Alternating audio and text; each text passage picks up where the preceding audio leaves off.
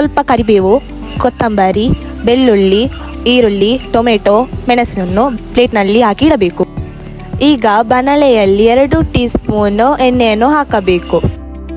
ಎಣ್ಣೆ ಕುದಿದು ಬಂದ ನಂತರ ನಾವು ಕಟ್ ಮಾಡಿ ಇಟ್ಟ ಮೆಣಸನ್ನು ಹಾಕಿ ಫ್ರೈ ಮಾಡಬೇಕು.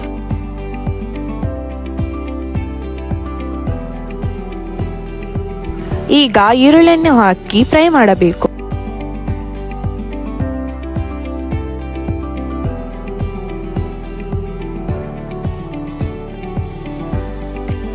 ಟೊಮೆಟೊವನ್ನು ಹಾಕುವ.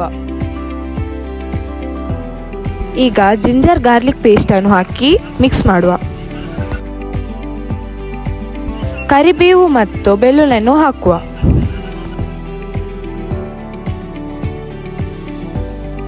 ನಾವು ವಾಶ್ ಮಾಡಿದ ಚಿಕನ್ ಅನ್ನು ಈಗ ಬಾಣಲೆಗೆ ಹಾಕುವ.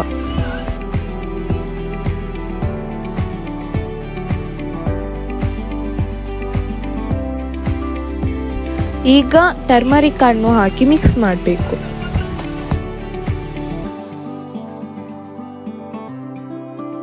ಈಗ ನಾವು 10 ನಿಮಿಷ ಮುಚ್ಚಿಟ್ಟು ಬೇಯಿಸಬೇಕು. ನಾವೀಗ ಸುಕ್ಕ ಪೌಡರ್ ಅನ್ನು ಆ್ಯಡ್ ಮಾಡುವ. ಸೊ ಅದರಲ್ಲಿ ಉಪ್ಪು ಇರುವ ಕಾರಣ ನಾವು ಉಪ್ಪನ್ನು ಹಾಕುವುದು ಬೇಡ.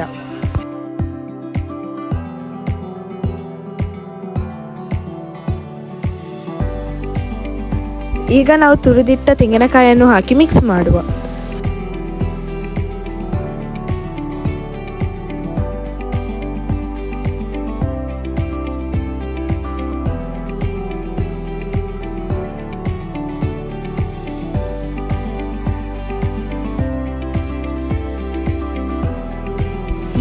ನಮ್ಮ ಚಿಕನ್ ಸುಕ್ಕ ರೆಡಿ.